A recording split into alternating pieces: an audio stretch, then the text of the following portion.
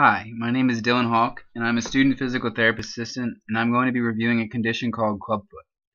The journal that I'm reviewing is called Short-Term Results of Intensive Physiotherapy in Clubfoot Deformity Treated with the Ponseti Method.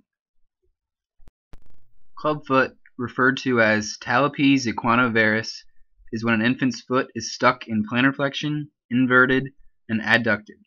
Every 1 in 1,000 babies born in the United States are affected.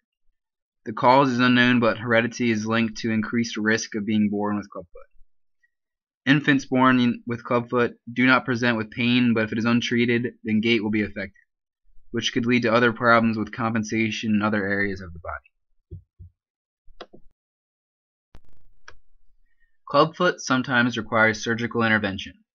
In the surgery, all of the ligaments in the foot are divided and tendons are lengthened to increase mobility of the foot. Surgery is generally successful, but it can also lead to stiffness. So non-surgical methods have been developed, most effective being the Ponseti method. The Ponseti method consists of 3 parts, being manipulation, casting, and an orthosis, positioning the foot in abduction to maintain the correction that was made. During manipulation, the infant's foot is gently stretched and manipulated into the correct position. Then the affected foot is casted after corrections are made. Orthotics are then used on the patients.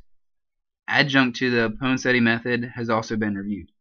The study that I'll be reviewing studied the effectiveness of a physical therapy program supplemented with the Ponseti method as compared to a supplement of home exercises.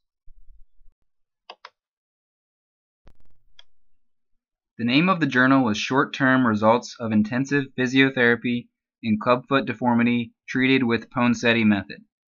40 feet of 29 patients that had already been in the process of being treated with the Ponseti method were being tested. The average age of the subjects were 15 months for the control group and 20.3 months for the test group. The patients were tested for passive range of motion of dorsiflexion, plantar flexion, inversion, eversion, rear foot varus angle, and forefoot adduction angle. The test group received moist heat followed by light stretching exercises of the posterior and medial part of the foot. Then joint mobilization was applied to the tibiotalar, subtalar, and mid-tarsal joints. Lastly, electric stimulation was applied to the peroneal muscle groups to promote those muscles to evert the foot. The control group was given a home exercise program consisting of simple stretches that the patient's parents could apply. The stretches were taught and monitored at the clinic to start with, and then after it was done correctly, it was done at home. Stretches were performed every day, 3 times per day, with 20 repetitions. The treatment for both groups lasted 1 month, and then the values were retested. The results of the study are shown in this chart. The test group far better improved the subjects in range of motion of dorsiflexion and various values of the rear foot angle. The control group had slightly better values in range of motion of plantar flexion, eversion, and forefoot adduction values. The other values were fairly similar in both groups. The results imply that a physical therapy program enhanced the effectiveness of the Ponseti method because the areas improved most in the physical therapy group are also most important in rehabilitation of the clubfoot. This journal had some flaws in it that affected the study. The 2 groups were separated by convenience, meaning local patients and more severe cases were placed in the test group. Having only the severe cases in the test group led to 2 unequal groups. This could have had an effect on the study. This study also only included 40 feet being tested, which is not enough to generalize to the entire population.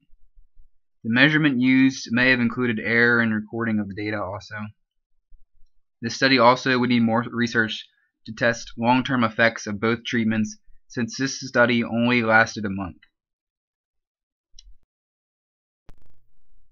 This study showed that it is important to include physical therapy in the programs already proven to be effective in treating clubfoot.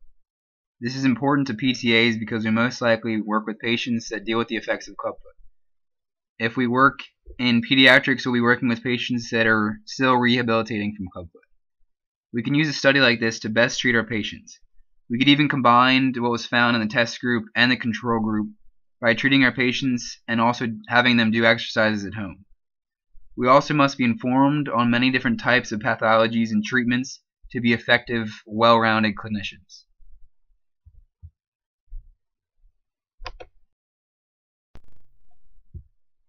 Thank you for taking the time to review this presentation on Clubfoot.